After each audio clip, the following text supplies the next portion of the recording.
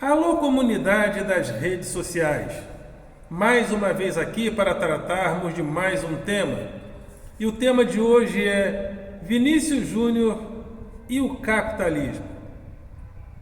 Temos visto aí as muitas manifestações de racismo contra Vinícius Júnior na Espanha, porém, também muitas manifestações mundo afora em relação à solidariedade para com ele, o que nos deixa um pouco mais esperançosos. Ficamos esperançosos quando a solidariedade impera sobre a truculência. Porém, eu gostaria de tecer mais comentários sobre o racismo, tendo em vista o racismo e a sua relação com o capitalismo. O que o racismo tem a ver com o capitalismo?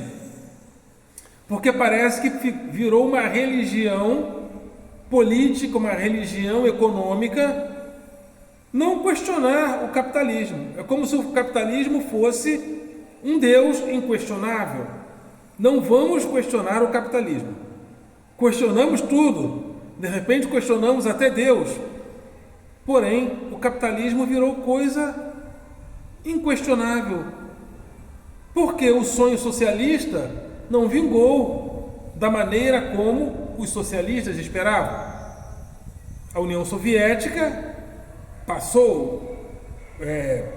acabou e a Rússia emergiu, ou seja, o sonho socialista da União Soviética que virou Rússia não ocorreu. Houve a queda do Muro de Berlim, que separava a Alemanha Oriental de Alemanha Ocidental. E os países ditos socialistas hoje, de Constituição única, China, Cuba, Laos e Vietnã, vivem economia capitalista. Cuba um pouco menos, por causa do embargo econômico. E as coisas acontecem como se você fazer críticas ao capitalismo, se você faz críticas ao capitalismo, então você é comunista, então você é socialista, então você é atrasado. Como se o capitalismo fosse o novo em relação à proposta socialista. Muito pelo contrário. O capitalismo emerge dos séculos XV e XVI para frente. A crítica socialista é por volta dos séculos XVIII para frente. Então, em relação, se nós formos chamar o novo pelo tempo, o novo seria o socialismo.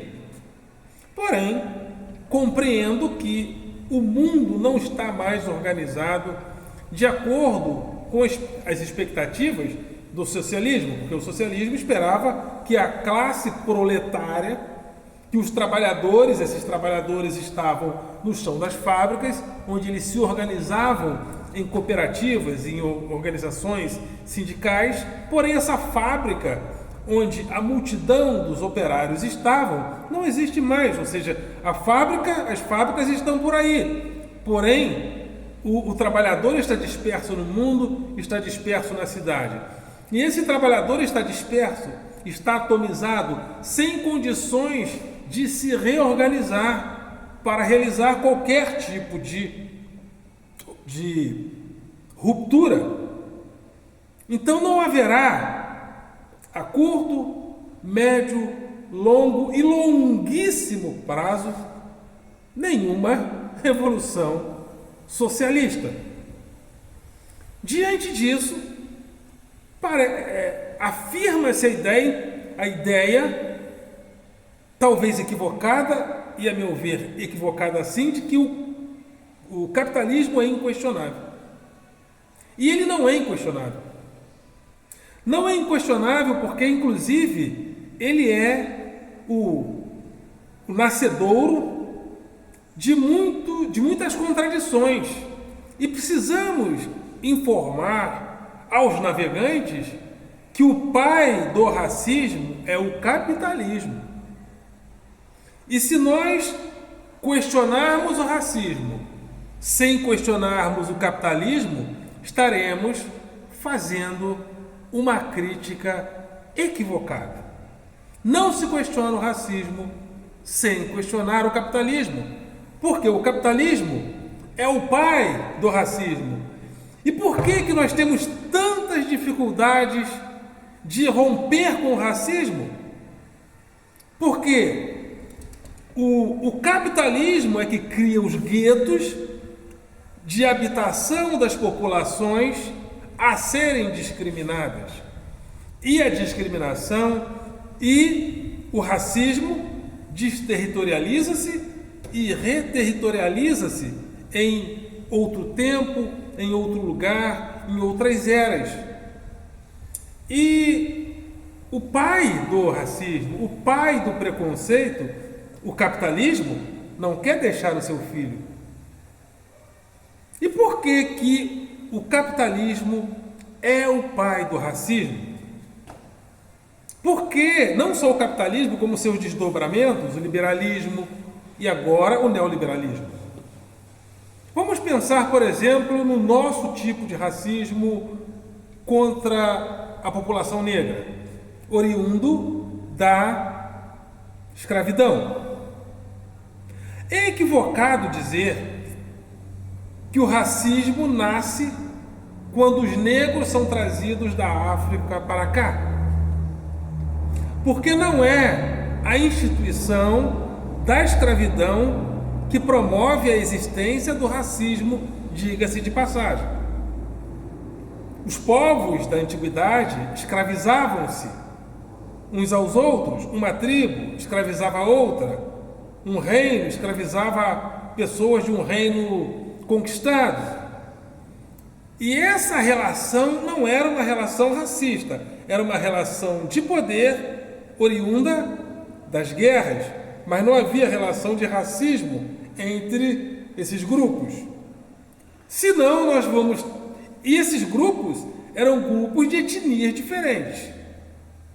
E o racismo é uma percepção étnica da sociedade. Porque se nós formos considerar que a escravidão é em si racista, vamos ter que considerar que Abraão era racista. Porque Abraão tinha escravos.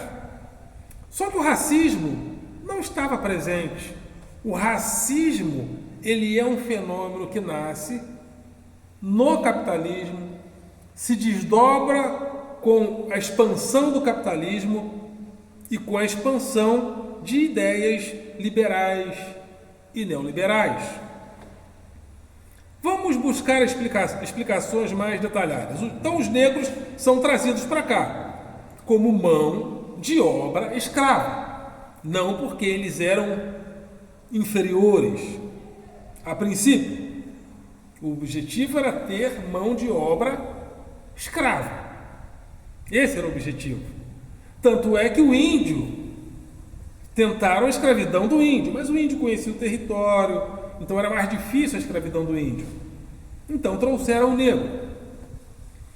E dentro dessa relação, evidentemente, quando um grupo social é superior a outro, sobretudo em termos de escravidão, a moral é a moral do vencedor. Então, fenomenologicamente, você é inferior a nós, até porque estávamos na emergência do cristianismo. O cristianismo também, ou seja, aquele ato de escravidão estava sob a égide também da igreja, que respaldava aqueles grupos. E na cultura judaico-cristã, sempre o inimigo, ou aquele olhado de soslaio, ele é considerado como não muito amigo de Deus. Então havia, evidentemente, uma projeção moral daqueles que escravizavam sobre os escravizados. Sempre isso aconteceu. De uma maneira, evidentemente, não sempre da mesma maneira, mas de uma maneira assim aqui, de uma maneira assim ou de outra forma acolá. Por exemplo, entre os gregos, a relação entre guerreiros era uma relação até de respeito. E quando um grupo dominava o outro para ser escravizado, não havia essa ideia de que ele é filho do demônio e nós somos filhos de Deus. como houve na nossa manifestação racista. Os seus deuses, ou seja, os deuses dos negros, são deuses do demônio. E o nosso Deus, o nosso Jesus, é que é legal. Entre os gregos não havia isso. Deuses, os mesmos deuses poderiam lutar a favor dos gregos e a favor dos troianos em uma mesma batalha. Os deuses poderiam virar a casaca, ou seja, então não havia essa imposição moral que passa a ver a partir da nossa escravidão. Então, mas evidentemente que a moral de um é colocada sobre o outro. Mas nesse interim, onde o Brasil ainda tinha escravo, o mundo começa a se industrializar. E quando o mundo começa a se industrializar, em determinados momentos o capitalismo precisava se expandir, porque o capitalismo ele vive da expansão e do acúmulo. A máquina capitalista vive da expansão do seu território e do acúmulo. E a necessidade de buscar novos mercados, novas matérias-primas, força o racismo como plataforma ideológica. Aí surge, por exemplo, um Herbert Spencer, na segunda metade do século XIX, com o darwinismo social, dizendo que, acho que não é bem no século, lá para o final do século XIX, penso eu, ele dizendo que todos os povos deveriam chegar ao patamar da nação europeia, porque a nação europeia seria desenvolvida e todos os povos teriam que galgar essa trajetória. Com isso surge a ideia de raça superior, de raça pura, porque essa raça superior seria a raça dominante.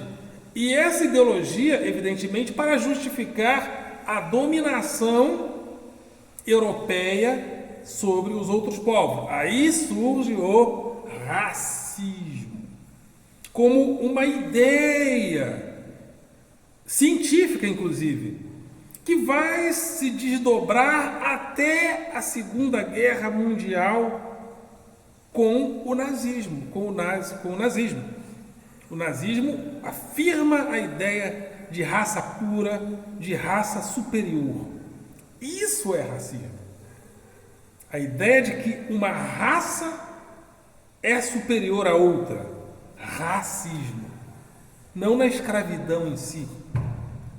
E o racismo nasce na expansão do capitalismo. Então chegamos à conclusão de quê? De que o pai do racismo é o capitalismo. Eu estou dizendo com isso que o capitalismo não vale nada? Que o capitalismo é ruim? Não.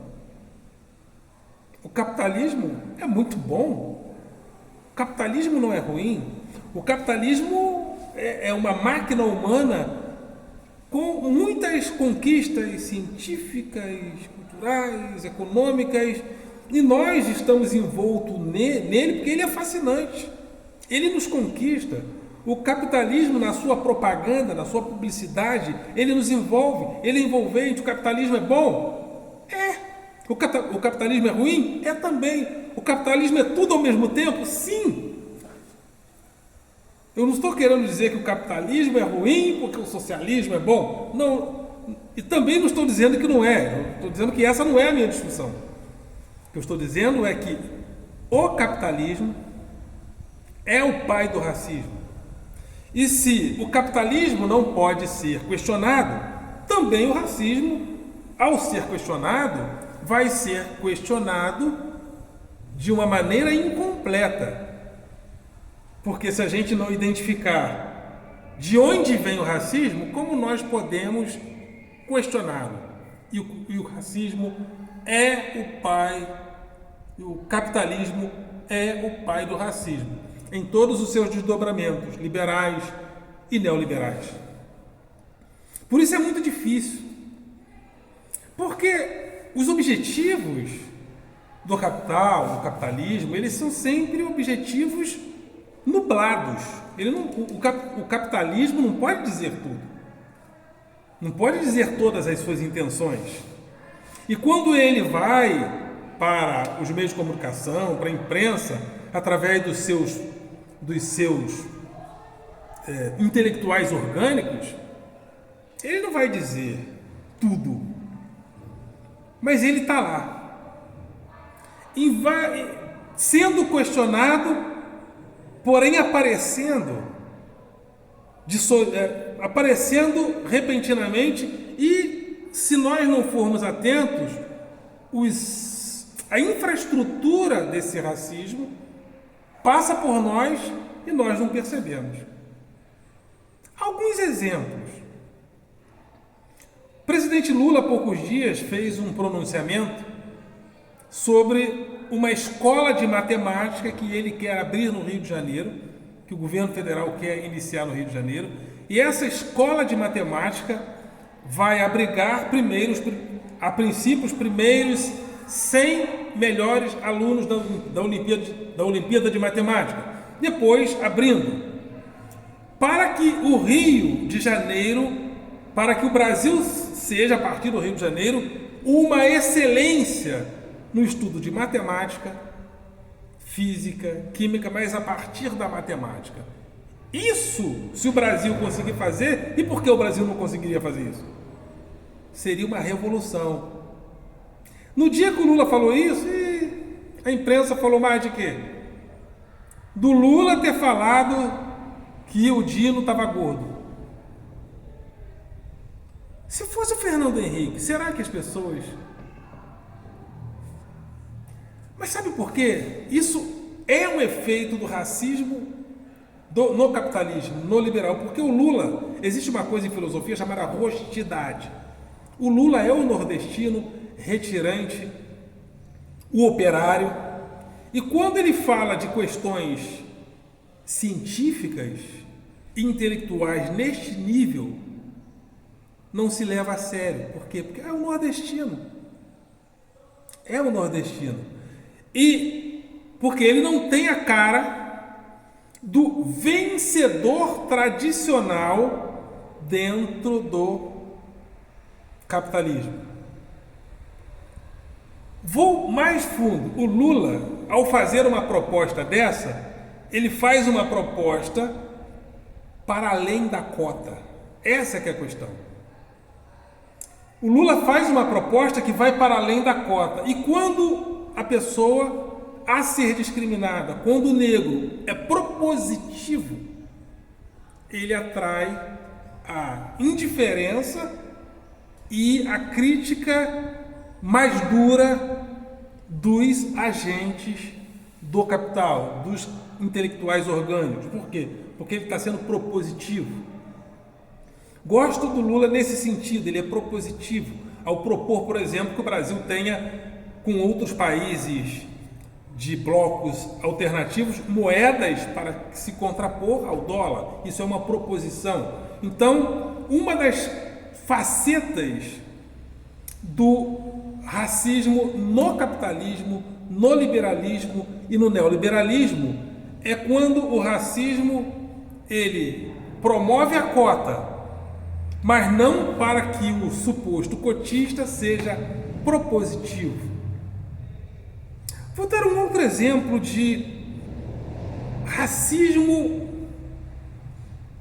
desse racismo nublado. Existe em Recife, no bairro da Várzea, o Instituto Ricardo Brenan, e tem também a oficina Francisco Brenan, um espetáculo, um museu, ou seja, eles são ceramistas. Olha, uma coisa espetacular. Quando você for a Recife, não deixe de ir ao Instituto Ricardo Brenan e à oficina Francisco Brenan. Espetáculo. Tem inclusive esculturas do pensador. Como é que é o nome do cara que esculpiu o pensador? Esqueci o nome. Era amigo da família Brenan. Tem também uma estátua do rei Davi em frente, né? E aquela estátua não pode ter se não houver a autorização de Florença. Eles têm, ou seja, uma coisa espetacular. Se aquilo fosse em São Paulo, estaria toda hora. Mas nordestino ter uma coisa tão espetacular assim? Parece que não combina, então não aparece. Não aparece porque a honestidade propositiva não pode haver naqueles que têm uma honestidade diferente do que espera o capitalismo, o liberalismo, o neoliberalismo.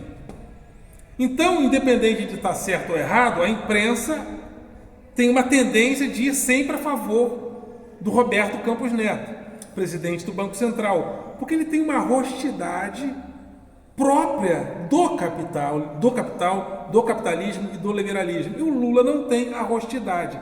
Então, quando o Banco Central propôs o PIX na pessoa de Roberto Campos Neto, ele tem a honestidade.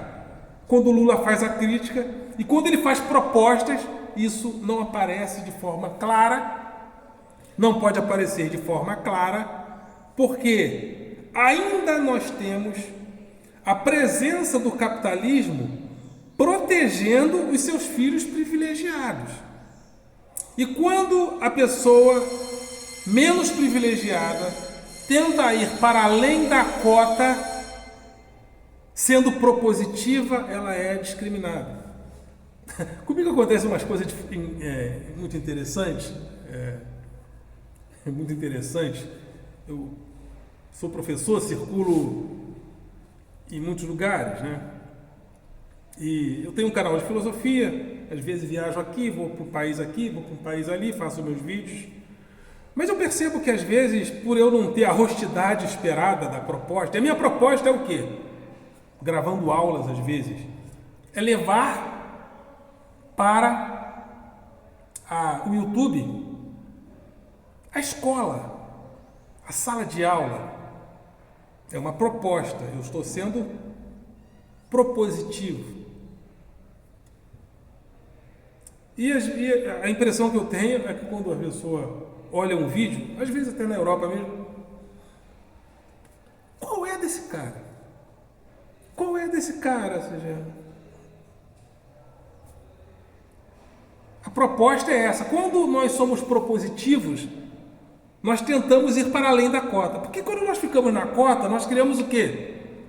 Negros, ou seja, branco de segunda categoria. Negros que na realidade seriam branco de segunda categorias, ou negro, ou eu costumo chamar de brancos anegralhados, né? Nós criamos a expectativa do branco anegralhado e do branco de segunda categoria, que seria o cotista. Nada contra a cota, nada contra o cotista.